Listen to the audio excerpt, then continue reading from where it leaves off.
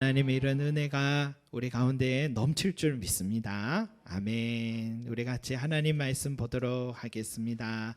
하나님의 말씀은 누가복음 9장 49절에서 50절까지 말씀입니다. 누가복음 9장 49절 50절 말씀입니다.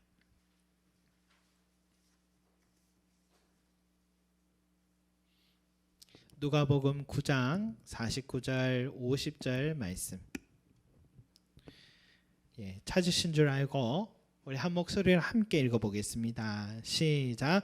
요한이 여짜오되 주여 어떤 사람이 주의 이름으로 귀신을 내쫓는 것을 우리가 보고 우리와 함께 따르지 아니하므로 금하였나이다. 예수께서 이르시되 금하지 말라. 너희를 반대하지 않는 자는 너희를 위하는 자니라 하시니라. 아멘. 이런 요즘 스타 강사 또 연예인과 같은 공인들이 한순간에 방송계에서 떠나는 일들이 또 여러 가지 이유들도 있겠지만 그 중에 하나가 논문 표절의 문제가 있었습니다. 최근에 스타 강사의 석사학위 논문의 표절, 또 배우나 가수의 박사학위 표절 문제, 여러분 그 높은 인기를 얻기까지 얼마나 애썼겠습니까? 그런데 그 수고가 한순간에 물거품이 된 순간들을 우리가 종종 보게 됩니다. 논문 표절이나 표절의 문제의 핵심은 남의 지적인 재산을 내 것으로 또 도용했다라는 바로 그 문제죠. 기업들 간에도 우리가 상품의 모양들이나 또 상품의 기능이나 또 기술들을 표절했다고 또 소송전들이 치열하게 이루어지고 있는 세상입니다. 유명한 작가, 그림, 글 이것도 표절 시비가 일어납니다.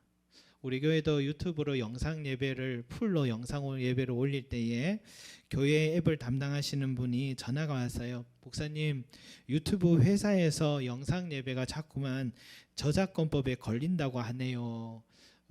고소도 당할 수도 있습니다. 그러시길래 무엇이 표절인가 생각을 해보니까 우리가 설교가 끝난 후에 항상 제가 찬양을 올려드렸잖아요. 같이 들을 수 있도록.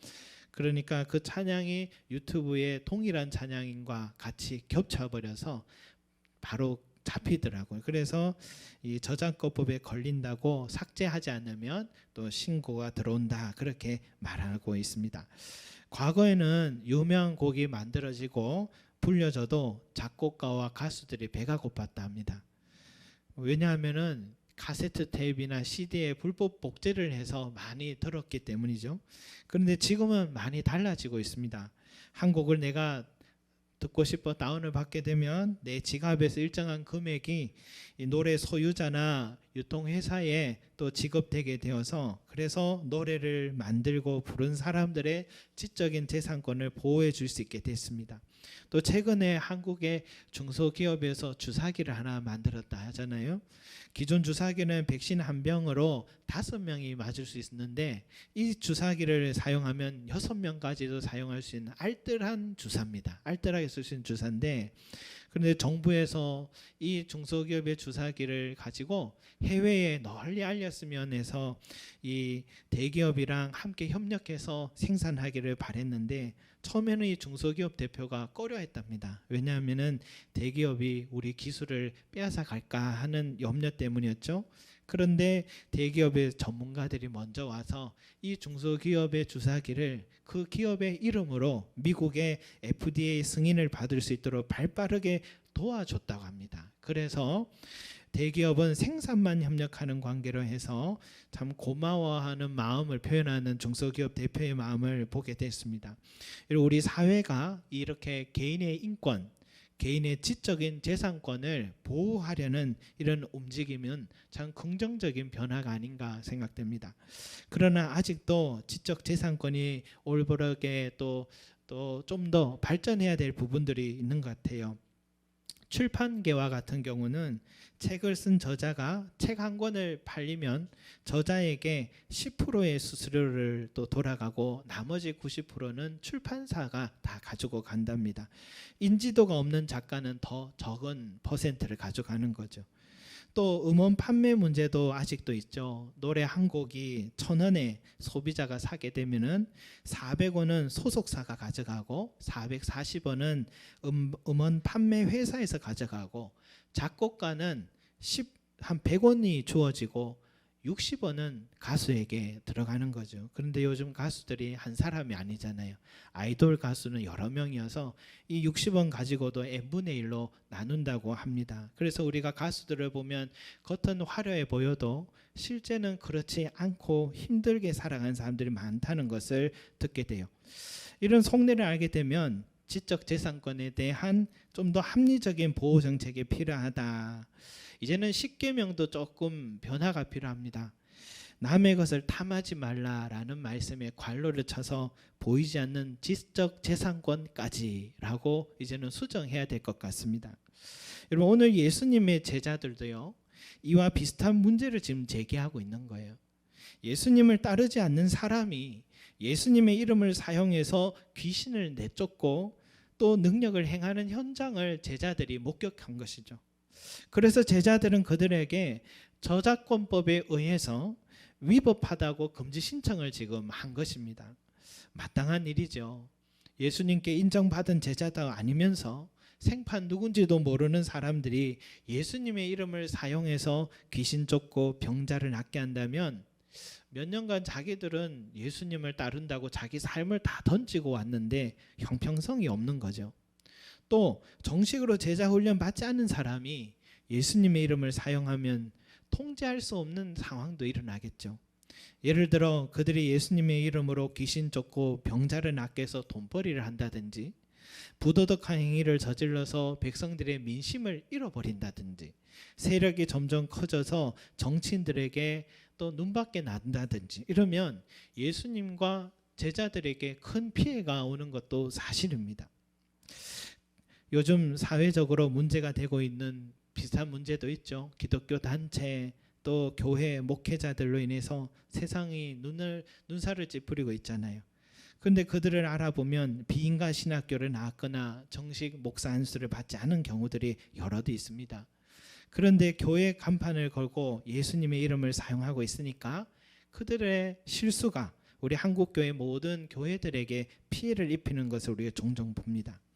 그러니까 오늘 말씀에 제자들이 저작권법에 의해서 예수님의 이름을 허락 없이 사용하지 말라고 금지 신청을 하는 것은 맞는 것 같아요. 그들이 어떤 사람인지 검증도 되지 않았습니다. 예수님의 이름을 사용하려면 예수님과 함께 따라다니는 사람이어야 된다. 제자 훈련은 3년 이상은 꼭 받아야 된다라는 주장은 매우 합리적 주장이다라고 할 수 있겠습니다. 그런데요, 오늘 예수님의 대답은 너무 의외의 말씀을 하고 계십니다. 50절에 뭐라고 합니까? 금하지 마라. 너희를 반대하지 않는 자는 너희를 위하는 자니라 라고 말씀하십니다. 제자들은 이래서 늘 불만입니다. 사람이 착해도 너무 착하면 안 되는 것 같아요. 세상 사는데. 예수님은 금하는 게 없어요. 죄인들이 찾아와도 금하지 마라. 어린아이가 다가와도 금하지 마라. 사마리아 사람 만나도 금하지 마라. 여인이 예수님 옷자락도 붙들어 버렸는데도 금하지 마라. 문둥병자 같은 부정한 사람이 예수님께 다가와도 금하지 마라. 오늘 낯선 사람이 예수님 이름 사용하고 지금 능력 행한다는데도 금하지 마라. 여러분, 사람이 그래도 살아가는 정도의 선이라는 게 있어야 되는데 예수님에게는 선이 없는 것 같아요. 그래서 제자들은 늘 불만인 것입니다. 그러나 여러분, 예수님께서 오늘 금하지 말라고 하신 말씀은 바로 마음이 넓어서 그렇게 하셨다라고 볼 수는 없는 것 같아요.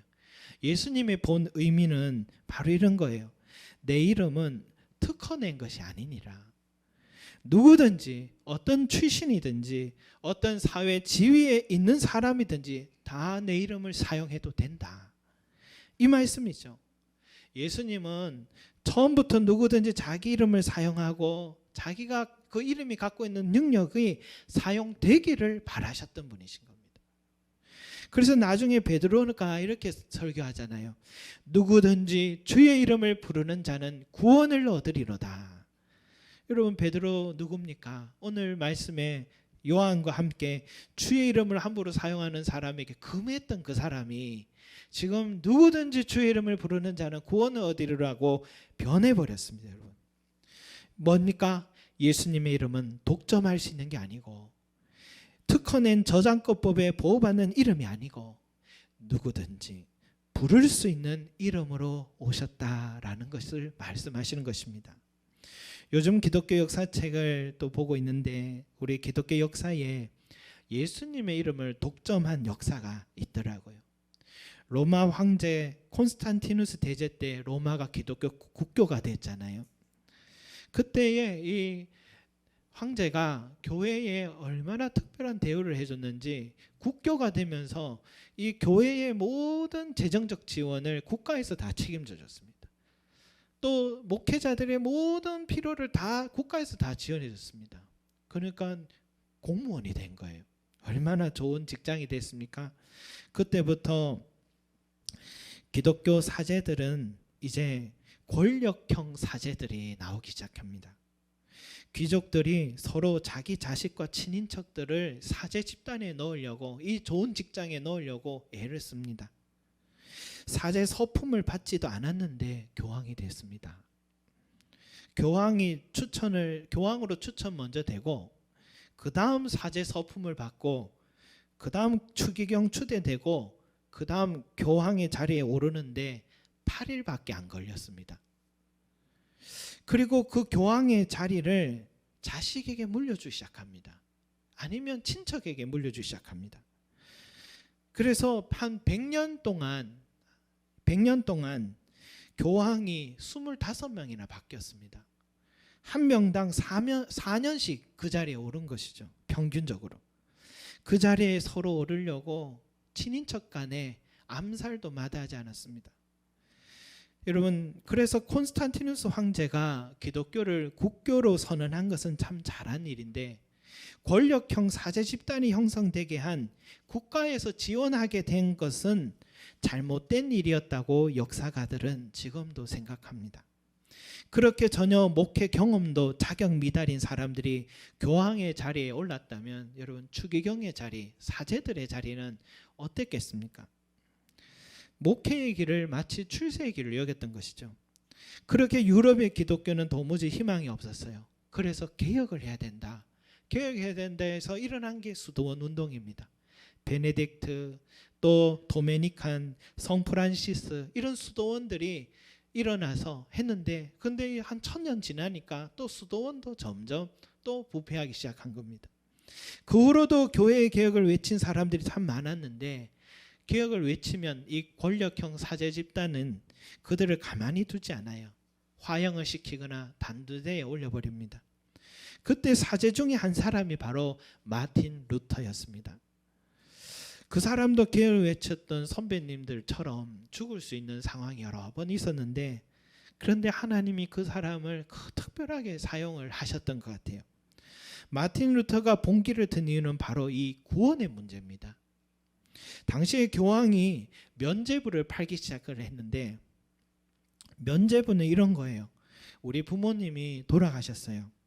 그런데 우리 부모님이 평소에 선한 일을 향한 일이 구원을 얻을기에는 좀 기준치에 미치지 못하는 상황으로 살다 돌아가셨어요. 그래서 어디로 가셨냐면 그 지옥은 아니고 지옥이랑 비슷한 연옥에 가 계신 거예요. 그래서 자식은 우리 부모님을 연옥에서 천당으로 가게 하기 위해서는 대주교가 교황에서 발행을 하는 이 면죄부라는 이 판매권을 사면 됩니다. 그 금액에 따라서 우리 부모님이 연옥의 생활을 줄였다 늘렸다 할 수 있는 것입니다. 왜 이런 면죄부를 팔았느냐? 성베드로 성당, 크게 지은 성베드로 성당 재건축을 위해서, 그리고 교황이나 추경의 자리에 가려면 돈 내고 사야 됐으니까 빚을 졌을 거 아니에요. 자기 빚 청산하려고 그걸 판매를 한 거죠. 그 사람들이 사람들의 마음을 현혹시키려고 이렇게 설교를 했답니다. 그대들은 그대들의 돌아가신 부모님을 비롯한 다른 이들의 목소리가 들리지 않는가? 그들은 나에게 자비를 베풀어다오, 나에게 자비를 베풀어다오. 이곳에서 우리는 중한 형벌의 고통을 당하고 있다.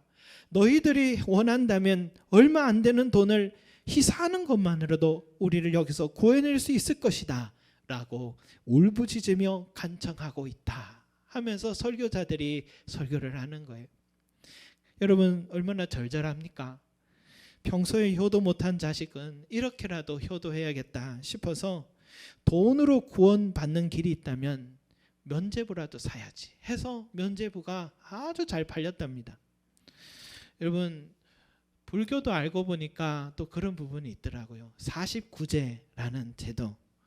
돌아가신 분의 영혼이 이승도 저승도 아닌 중음부에 지금 계신데 그곳에서 7번의 재판을 받아서 그 재판 결과에 따라서 어떻게 된다 하는데, 그 기간 동안 이 세상에 있는 자식들, 가족들은 잘 봐달라고 제사를 이렇게 드리는 거, 그게 49제죠.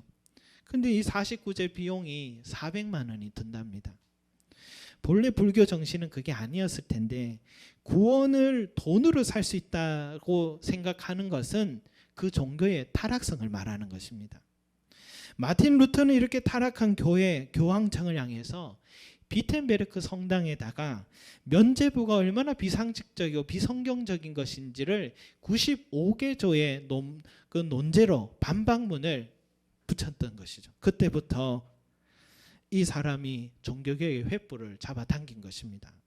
교황청은 마틴 루터를 사제에서 박탈했고 이단으로 정죄했습니다. 이제 그도 화형을 당하거나 잡혔다 하면 단두대에 가기 딱 좋습니다. 그럼에도 불구하고 마틴 루터는 담대하게 이렇게 외칩니다. 구원은 돈으로 사는 게 아니고 선행을 행함으로 얻어지는 것도 아니고 구원은 예수님의 이름을 부르는 자에게 얻어지는 하나님의 무상적 선물이다 라고 담대하게 외쳤던 것입니다.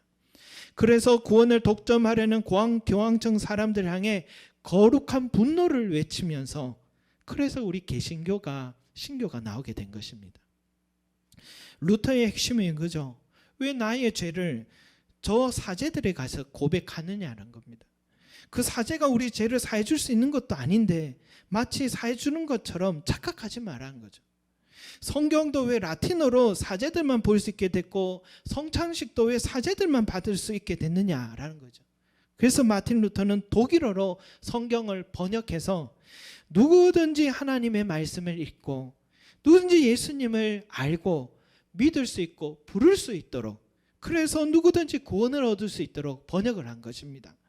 예수님의 성찬에 또 누구든지 참여해서 그의 몸을 깨끗하게 할 수 있도록 부유한 자든지 가난한 자든지 누구든지 예수의 이름을 부를 수 있도록 그가 개혁을 한 것입니다. 여러분, 오늘 예수님께서 자기 이름을 부르며 능력을 행하는 그 사람을 금하지 말라라고 하신 것은 그들에게도 구원의 은혜를 베푸시기 위해 오셨기 때문이다라는 것이죠. 그래서 예수님은 마지막 승천하실 때 자기 앞에 있는 그 제자들과 목격자들이 이런 말씀하시죠. 오직 성령이 너희에게 임하시면 너희가 권능을 받고 예루살렘과 온 유대와 사마리아와 땅끝까지 이르러 내 증인이 되리라 하시니라. 예수님께서 마지막 승천하실 때 하셨던 말씀입니다.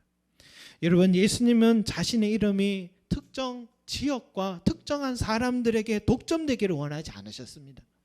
먼저 유대인들에게, 그 다음 사마리아, 또 온 세계 땅끝까지 예수님의 이름이 널리 울려 펴지기를, 누구든지 그 이름 믿고 부르짖기를, 그 이름을 베풀기를 원하셨던 것입니다. 여러분, 오늘 이 말씀은 사도 누가가 지었던 말씀이잖아요. 기록한 말씀이잖아요. 사도행전의 핵심이 오늘 이 말씀, 그 말씀이라면 이 누가의 이 오늘 이 말씀에 해석을 한다면 이렇게 우리는 다시 한번 해석해 볼 수 있는 거죠.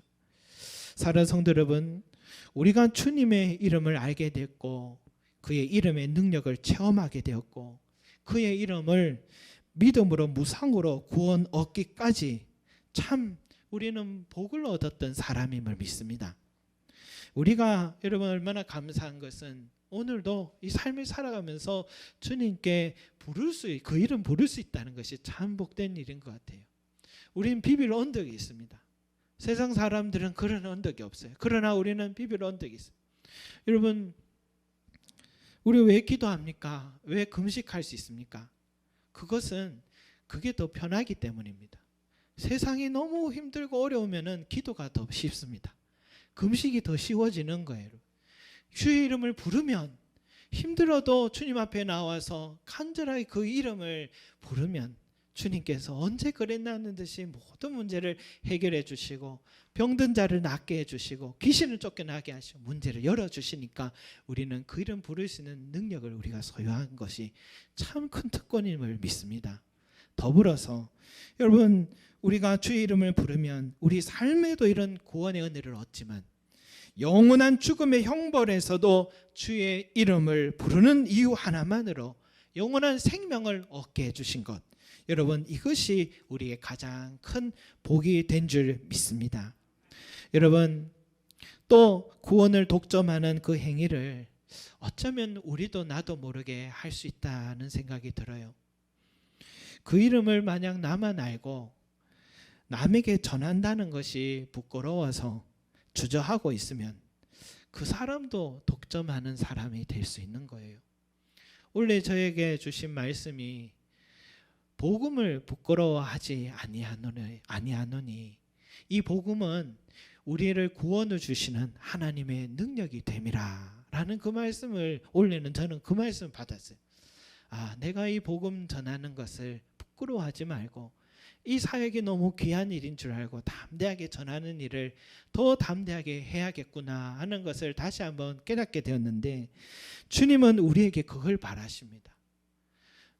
오늘 찬송가에 믿는 자여 어찌할꼬, 믿는 자 의할꼬라고 했잖아요. 누가 내 이름을 누가 전해줄까 하는 우리 주님의 탄식이 여기에 들어있잖아요. 금하지 마라. 주의 이름을 그들도 부를 수 있도록 하여라. 그들도 내가 이 땅의 온 목적이니라 하면서 주님은 오늘도 우리에게 탄식하고, 독점하지 말고 누구든지 금하지 말고 전하기를 원하는 주님의 마음을 말씀하고 있습니다. 바울이 우리에게 때를 얻든지 못 얻든지 항상 너는 말씀을 전파하라, 힘쓰라, 오래 참음으로 힘쓰라. 여러분, 얼마나 힘듭니까? 아무리 전에도 꿈쩍도 하지 않는 사람도 얼마나 많습니까? 오래 참음으로 이 말씀을 때를 얻든지 계속해서 전하라고 주님은 우리에게 바라고 계십니다. 내 사랑 형제, 내 자녀, 내 부모, 내 골육 친인척, 내가 아끼고 사랑하는 그 친구들 이르기까지 여러분, 때를 얻든지 못 얻든지 주의 이름을 그들에게 전파하시는 저와 여러분들이 되시기를 간절히 소망합니다. 여러분, 또 하나는 오늘 이 말씀은 우리에게, 이 시대에 우리에게 분열이 계속 일어나고 있는 이 교회들에게 하시는 말씀인 것 같아요. 교단이 달라도, 교회가 달라도 우리는 그 이름을 독점해서는 안 된다는 말씀이에요. 우리와 조금 다른 신학적 입장을 가진 교단이라 하더라도 서로의 차이를 자꾸 볼 게 아니라 그들과 우리가 예수님의 이름을 믿고 부르짖는 것이 동일하다면 서로는 한 형제임을 알고 잊지 말라는 것입니다. 우리 지역에 너의 교회, 나의 교회가 따로 있는 게 아니라 지역의 모든 교회가 예수님의 믿음으로 구원한다는 중심을 동일하게 갖고 있다면 우리는 하나의 교회임을 잊지 말라는 것입니다.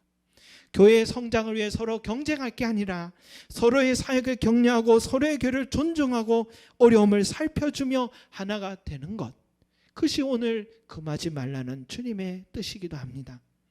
그래서 교파를 초월하고 개교회주의를 뛰어넘어서 서로가 하나 되는 마음, 그것이 오늘 우리에게 주신 주님이 원하시는 마음, 그것이 오늘 주님께서 금하지 마라, 그들도 너희를 위하는 자니라 라는 이 뜻인 줄 여러분, 우리가 깨달아야 될 줄 믿습니다. 우리 교회와 우리 성도들이 바로 이러한 하나됨을 향해, 원래는 더욱더 우리 교회가 또 지역의 이웃들도 돕겠지만 이제는 형제 교회들을 위하여서, 지역의 형제 교회들을, 어려운 교회들을 향하여서 우리가 더 손을 내밀고 하나됨을 향해 달려나가는 우리 교회가 되시기를 간절히 소망합니다. 기도하겠습니다. 사랑과 은혜가 많으신 우리 아버지 하나님, 금하지 마라. 그들도 주의 이름 부르는 것을 금하지 마라. 그들도 너희를 위하는 자니라 말씀하셨습니다.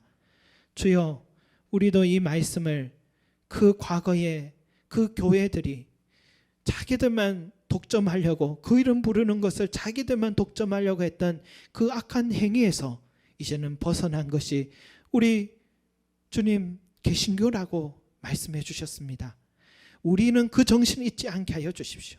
누구든지 주의 이름을 부르도록 하는 것, 누구든지 그 이름을 알게 하는 것, 그 이름을 전파하는 것이 우리의 사명이라고 오늘 말씀해 주셨습니다. 주여, 그 이름을 우리가 독점하는 자 되지 않게 하여 주시고, 주여, 누구든지 때를 얻든지 못 얻든지 우리가 형제 자매들에게 그 이름을 전하여서 그 이름의 능력을 체험하게 하시고, 그 이름이 주시는 구원을 아버지 하나님이여 선물로 얻을 수 있도록 우리가 이 사명 감당한 자 되게 하여 주시며, 또한 아버지 하나님, 너 교회 우리 교회가 아니라 우리가 하나의 교회임을 잊지 않아서 우리가 주님을 위하여서 한 몸이 되어 함께 달려가고 서로의 교회를 세워주고 격려하고 아버지 하나님이여 도와줄 수 있는 그런 우리 교회, 성림 제자 교회가 될 수 있게 하여 주십시오. 성림동에 있는 모든 교회들이 하나 교회가 됨을 우리 깨닫게 하여 주시고, 우리 형제들 모든 교회가 하나임을 알고 달려가는, 주여 금하지 마라, 너희도 그들도 너희를 위하는 자니라는 오늘 주님의 음성을 마음에 새기고 2021년도에는 더욱더 주님의 기쁨이 되는 우리 성림 제자 교회가 될 수 있도록 축복하여 주시옵소서. 감사하며 예수 그리스도 이름으로 기도드립니다. 아멘.